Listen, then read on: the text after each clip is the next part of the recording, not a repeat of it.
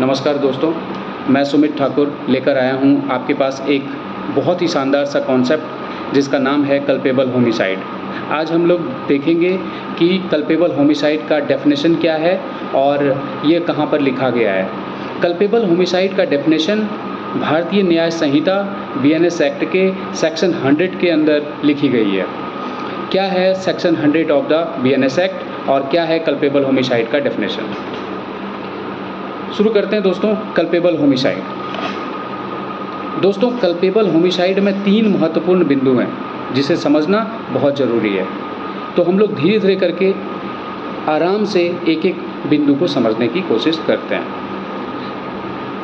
इसमें क्या बोला है? इसमें बोला है कि हूएवर कॉजेज डेथ, किसी के द्वारा किसी की मृत्यु हो गई, किसी के द्वारा किसी की मृत्यु हो गई by following 3 activities. Number 1, by doing an activity with the intention of causing death. किसी का इंटेंशन पहले से ही क्लियर था कि हम ये एक्टिविटी करेंगे और उसको मारेंगे, जिसके कारण किसी की मृत्यु हो गई। by doing an act with the intention of causing death, जैसे आपने चाकू निकाला और आपने वार कर दिया, सीधा पेट में जाकर के 10 बार भोंक दिए। तो आपका इंटेंशन क्लियर है कि आपका इंटेंशन क्लियर है कि आप किसी और को मारना चाहते हैं, तो उसको बोला कि ये कल्पेबल होमिसाइड में रहेगा। दूसरा बोला, और with the intention of causing such bodily injury as is likely to cause death. दूसरा बोला कि आपने डायरेक्ट तो नहीं मारा, लेकिन आपने क्या किया कि चाकू से आपने पेट में एक बार चाकू से आपने पेट में वार किया, जिसके कारण जिसके ऊपर वार किया उसको बॉडीली इंजरी हुई, उसका पेट घायल हुआ और उसके इलाज के दौरान उसकी मृत्यु हो गई। तो बोला आपने बॉडीली इंजरी कर दिया। या आप ऐसा समझ सकते हैं, एक हथौड़ा किसी ने लिया और किसी के सर पर मार दिया जोर से, क्योंकि उसको पता है कि अगर हम इस हथौड़े से सर के ऊपर वार करेंगे तो वो मर जाएगा। एक पत्थर लिया किसी ने और किसी के मुंह पर मार दिया। ये क्या है? आपका जो इंटेंशन है, आप किसी दूसरे को उस इंजरी दे करके आप उसको मारना चाहते हैं, तो आपका ये इंटेंशन है। तीसरा है with the knowledge that he is likely by such act to cause death. जैसे कि आपको पता है कि एक आदमी है, वो आदमी जो है हृदय रोगी है, यानी कि हार्ट का पेशेंट है, और जब आपकी उससे फाइट हुई, किसी भी कारणवश अगर फाइट हो गई, तो उस फाइट के दौरान आपने उसके छाती के ऊपर वार किया, उसके हार्ट के ऊपर अटैक किया आपने, और जिसके कारण उसकी मृत्यु हो जाती है। तो बोला कि ये भी कल्पेबल होमिसाइड के अंदर रखेंगे। तो दोस्तों, 3 activities, whoever causes death, by doing an act with the intention of causing death, कि आपका इंटेंशन ही था उसको मारने का। पिस्टल निकाला आपने, गोली चला दी, तो आपका इंटेंशन क्या था? पिस्टल निकाल के गोली चला रहे हैं, इंटेंशन क्लियर है, साफ है, आप उसको मारना चाहते हैं। ऐसा थोड़ी ना है कि आप गोली चला के उसके ऊपर गोली दाग रहे हैं और वो बच जाएगा। आपने एकदम उसको सीने में वार किया है। दूसरा बोला with the intention of causing such bodily injury as is likely to cause death, कि आपने उसके बॉडी में ऐसे इंजरी प्रदान किए, ऐसे इंजरी दी आपने उसको, ऐसे अटैक किया आपने उसको, एक बार छुरा घोंप के छोड़ दिए, बाद में वो मर गया। तो बोला कि ये भी कल्पेबल होमिसाइड होगा। आपको पता है कि छुरा भोंकने से आदमी की मृत्यु होती ही होती है, तो आपका जो इंटेंशन था वो उस आदमी को बॉडीली इंजरी दे करके मारने का था आपको, तो वो भी कल्पेबल होमिसाइड में रहेगा। और तीसरा क्या बोला? With the knowledge that he is likely by such act to cause death. उसको पता है कि ये एक्टिविटी करेंगे तो मर जाएगा। उसके बाद अगर आप ये देखेंगे, जो सेकंड पॉइंट है, intention of by doing an act with the intention of causing death. First point जो है, इसमें आपने क्या किया? एक अंधे को ले गए आप छत पे, ठीक है, छत पे ले गए, उसको पता नहीं है उसको बोले कि हाँ चलो अब मेरे साथ, और जैसे छत समाप्त होता है वो गिर जाता है नीचे, तो क्या है ये इंटेंशन है आपको उसको मारने का। तो कोई भी ऐसी एक्टिविटी आपने की इंटेंशनली किसी को मारने के लिए, कोई भी ऐसी एक्टिविटी आपने की जिसमें आपका इंटेंशन था कि उसको हम बॉडीली इंजरी देंगे और वो मर जाएगा, और तीसरा कोई भी आपने ऐसी एक्टिविटी की जिसका आपको नॉलेज था कि अगर हम ये एक्टिविटी करेंगे तो अगला मर जाएगा, तो इन तीनों एक्टिविटीज़ को कल्पेबल होमिसाइड में रखा गया है। जैसे एक और एग्जांपल से समझते हैं, थर्ड वाला जो पॉइंट है उसका एग्जांपल समझते हैं। With the knowledge that he is likely by such act to cause death. A B C तीन आदमी है। ए और बी एक जगह पर खड़े थे, कुछ कारणवश क्या हुआ, बी एक झाड़ी के पीछे चला गया। इसी क्रम सी आ गया और सी के पास पिस्टल था। ए ने बोला सी को कि झाड़ियों में गोली चलाओ। ए को पता था कि झाड़ी के पीछे बी छुपा हुआ है, बी बैठा हुआ है, लेकिन ये बात सी को नहीं पता था, तो सी ने अनजाने में गोली चला दी और वो गोली बी को लगी और बी मर गया। तो यहाँ पर सोचने वाली बात ये है कि क्या ये कल्पेबल होमिसाइड है? तो पहला जो बोला ए, वो जानता था कि एक बी जो है वो झाड़ियों के पीछे बैठा हुआ है, लेकिन सी को नहीं पता था। तो बोला कि सी को नहीं पता था तो कोई बात नहीं, सी ने अनजाने में गोली चला दी, सी को नहीं पता था तो सी के ऊपर फॉल नहीं करेगा। लेकिन जो ए था उसको पता था कि वहाँ पर बी बैठा हुआ है, तो उसने कैसे बोला उसको गोली चलाने के लिए? तो बोला कि वो है कल्पेबल होमिसाइड में।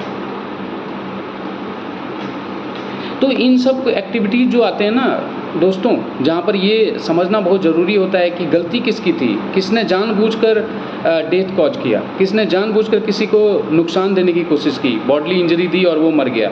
तो यहाँ पर ये समझना बहुत ज़रूरी होता है, सो दैट कि वो एक्टिविटी जो है हमारा कल्पेबल होमिसाइड में फॉल कर रहा है या नहीं कर रहा है।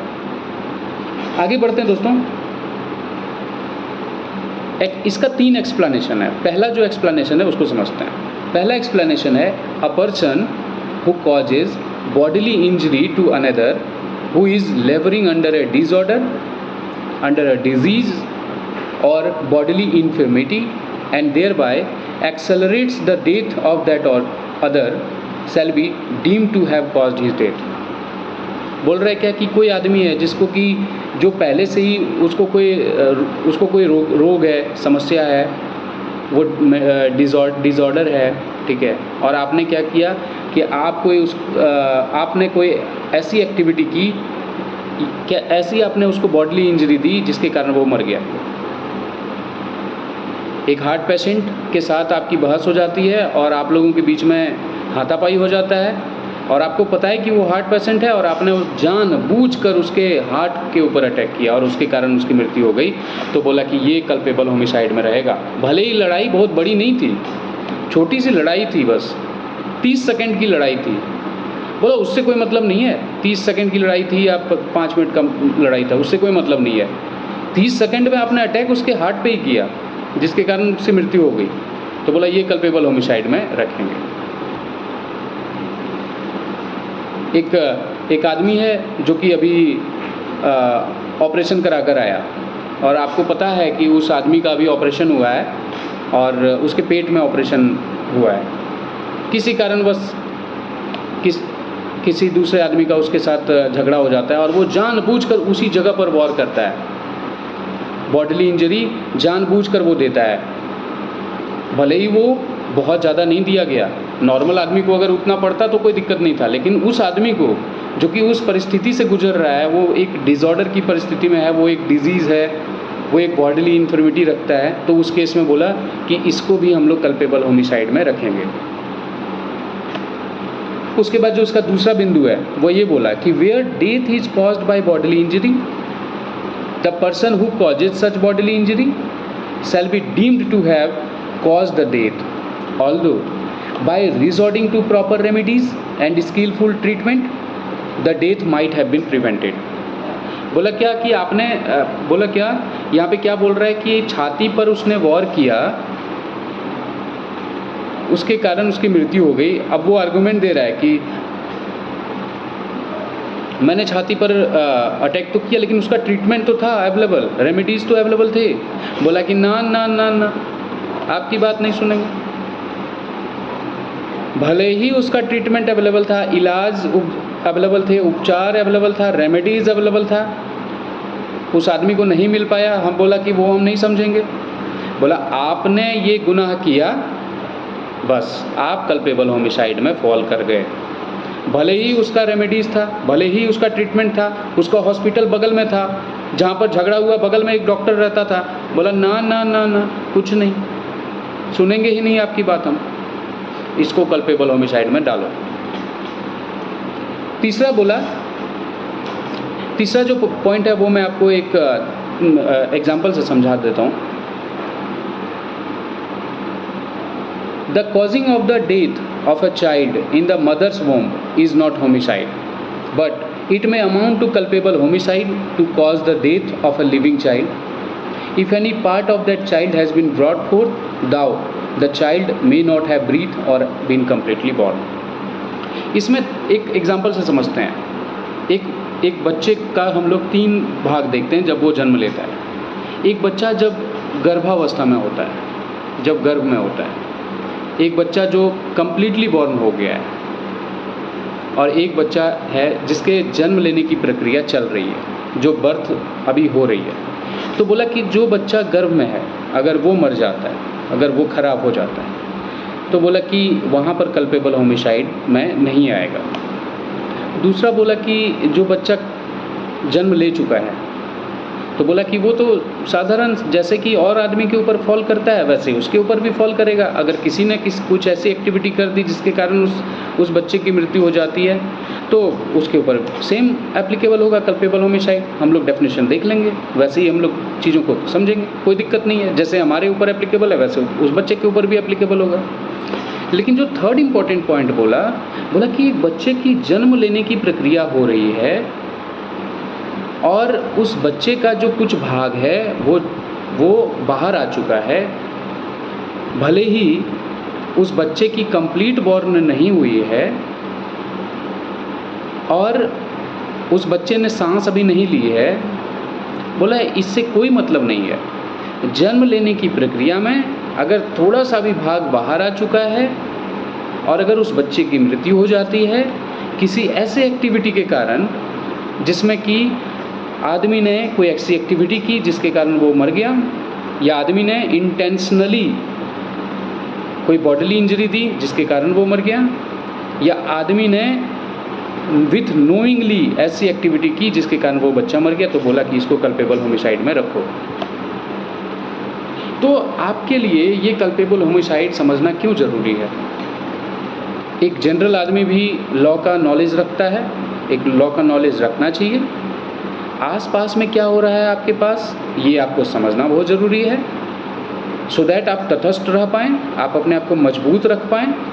आप जो समाज में फैले हुए जो गंदे लोग हैं, गंदे प्रवृत्ति के लोग हैं, उसका सामना कर पाएँ, आपके अंदर हिम्मत आ पाए, आपको पता हो कि हमारा कानून क्या है, और उसके अधीन रहकर काम करना चाहिए।